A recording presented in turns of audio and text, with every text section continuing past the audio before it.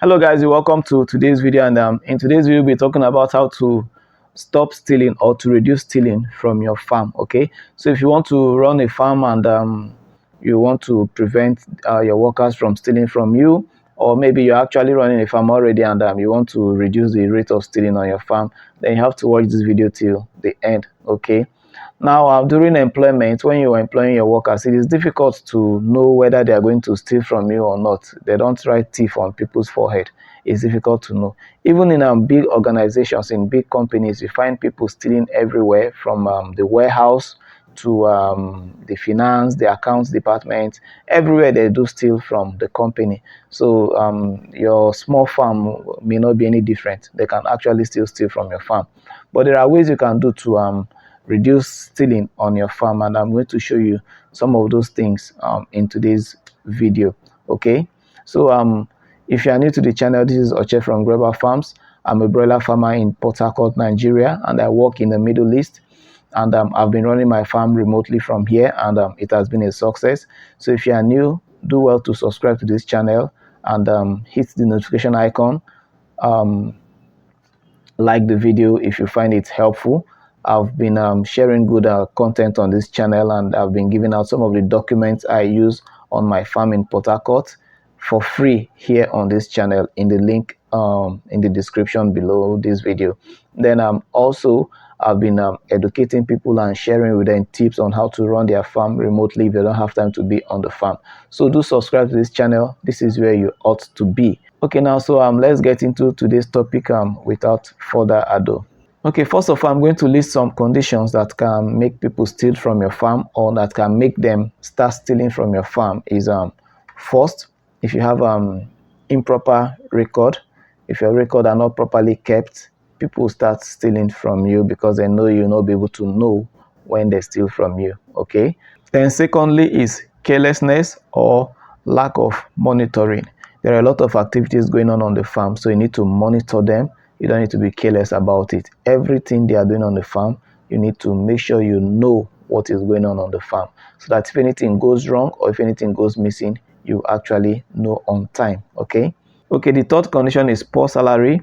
I'm not saying you should pay them huge money because they are working for you on the farm. You need to pay them what you know that is okay, and it's enough for their basic needs, maybe according to the labor laws or the labor market wage in your area. You pay them something close to that. Okay, right? Because these guys, they are human beings. They need to take care of their family, they need to take care of themselves. So you need to consider all these when you are paying them. Okay, now if you are telling them you're going to pay them a poor salary, what they'll do is they'll say, okay, they will accept the job, and when they come into your farm, they will say, okay, since I agreed to collect poor salary from you, I will complement it with other means, which is taking things from your farm and sell. Okay, so just give them good enough salary for according to the normal labor rate in your country. Okay, yeah, I think with that you've tried for them. Okay, then the fourth condition that can make them steal is inhuman treatment. When you are treating them as if they are animals, you're not treating them right, you talk to them anyhow, you shout at them. When they tell you they are sick, you don't care. You say you must work for me whether you are sick or not, otherwise I cut it from your salary. All those kind of treatments, can lead to the person stealing from you. Okay, so you try to treat them right, try to treat them as human. Okay, then the fifth condition is friends and neighbors. Okay, the Bible says evil communication corrupts good manners, right? So even if they don't steal, and they are around friends that are always telling them you can sell this, you can sell that, and get some money out of it, I tell you, they'll start thinking of doing that. Okay, especially if you have a poultry farm in your neighborhood, or you have a neighbor around you that have a little backyard poultry, and they can't go and get a full bag of feed. What they'll do is they start coming to your farm to get some quantity of feed and pay your worker to get those feed. So those people can influence them to start stealing from you. Okay, so now what are the major things that they can steal from your farm that will actually affect your farm, that will actually affect the business? They can even crumble the business. First of all, in broiler farming, because I mentioned broiler farming in the description of this video, okay? In broiler farming, if they start stealing your feed, I tell you, the farm is likely to go down, right? Feed is very expensive, and those guys, they know that feed are expensive, so they'll target the feed and start selling them to people around, neighbors around that are having backyard beds, raising beds in their backyard. Even if they have a poultry farm that is close to your poultry farm, those guys there, they can come and get feed from your farm to go and feed their own beds, and your worker will be selling it for them. Okay, so the next thing they can steal from your farm is beds, your beds, especially during selling.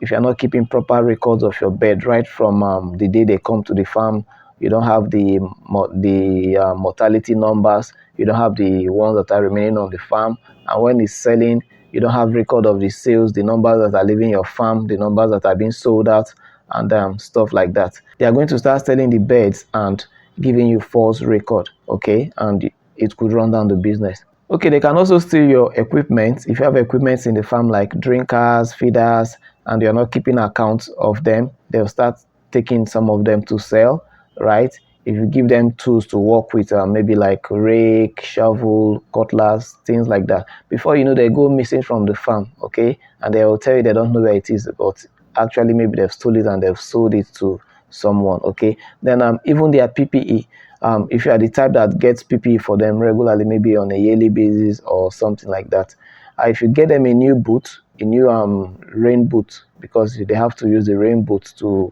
enter the pen, that is the rubber boot, they can sell it and continue using the old one, right? So now we'll go to the solutions. These are steps I use on my farm, and they've worked for me so far, and I believe they're going to work for you too, okay? First of all is your record keeping. Your record keeping for feed, your record keeping for the number of birds on your farm, your record keeping for sales, okay? Because when they start selling your birds, you need to know the cash inflow and the number of birds that are going out, right?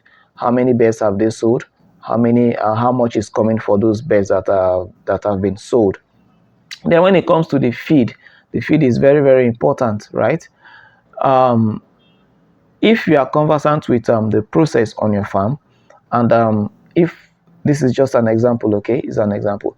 If you give your bird 10 kg of feed a day at week 2, and you know that they are supposed to weigh, for example, 600 grams at week 2, and your worker claim he's giving them that 10 kg, and at that week 2 they are not weighing anything close to 600 grams, then you know he's lying. He's not actually giving them the 10 kg, because broiler is a very, very easy bird to monitor.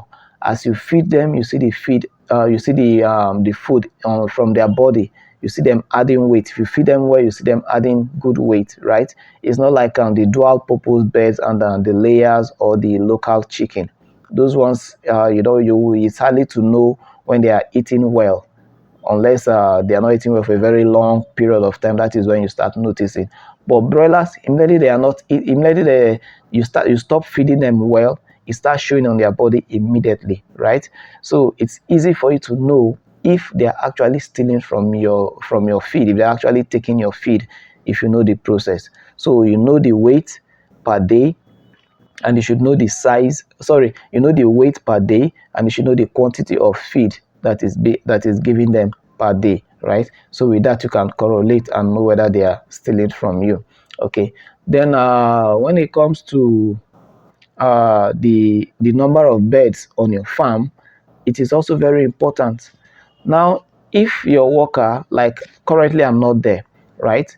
And if my worker tell me we lost a bird, he has to show me the picture of that bird. Sometimes if you send me a bird that is dead, and I've not been informed before that this bird is sick, then I'll question you. Didn't you notice the bird was sick? Are you not watching over them, right? Stuff like that.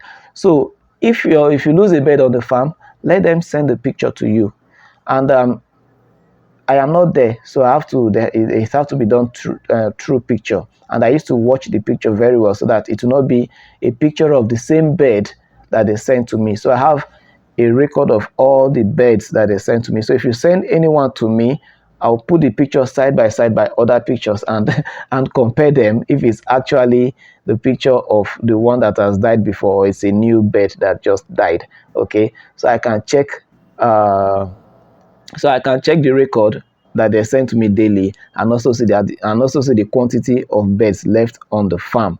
Okay, so this will help you to monitor the quantity of birds on your farm. If not, they'll be selling your birds to one after the other, maybe to the neighbors that are around you. They give us 2 weeks broiler, let's go and train. Then they will sell for them like that and pocket the money.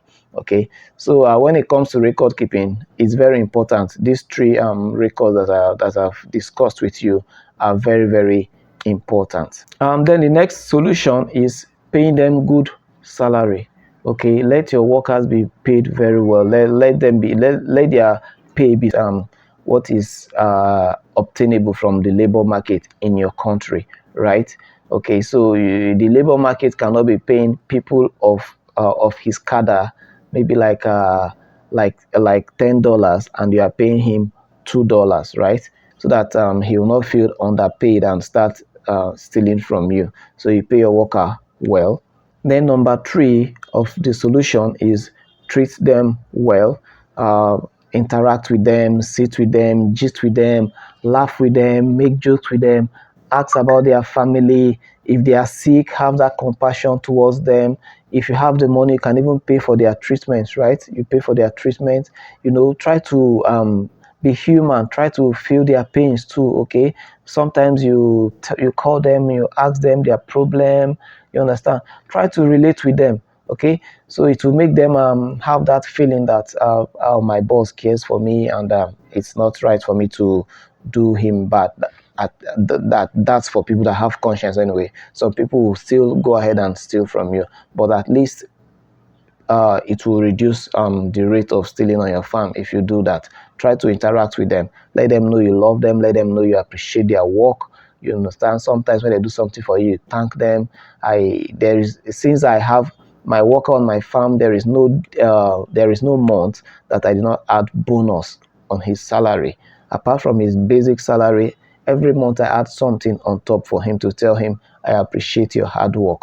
You understand? So if you do that, I tell you, they'll also want to return the favor. Okay. Then the last point I'll mention here is monitor the people that are coming to your farm. Okay. The Bible says evil communication corrupt good manners. Even if he's not a kind of person that steals, but because of the friends that is coming and telling them that, look, you see this thing that is on the ground here on your farm, it's a very good money, right? If you sell it, you have a very good money from it. And some people in the neighborhood, they can come to your farm and say, bros, I beg, you fit sell 1 cup of your feed for us. You understand? We'll pay you money for it. And they'll come today, the following day they'll come, and when the guy starts seeing money coming out of it, before you know, he will sell a full bag of feed. You understand? So monitor the people that are coming to your farm. Then if you have money for CCTV when it comes to monitoring, then you can put that. I'm planning to do that, but not on my broiler farms, maybe when I start a layer farms, because eggs are something that's still very well. They can even pocket egg and leave the farm.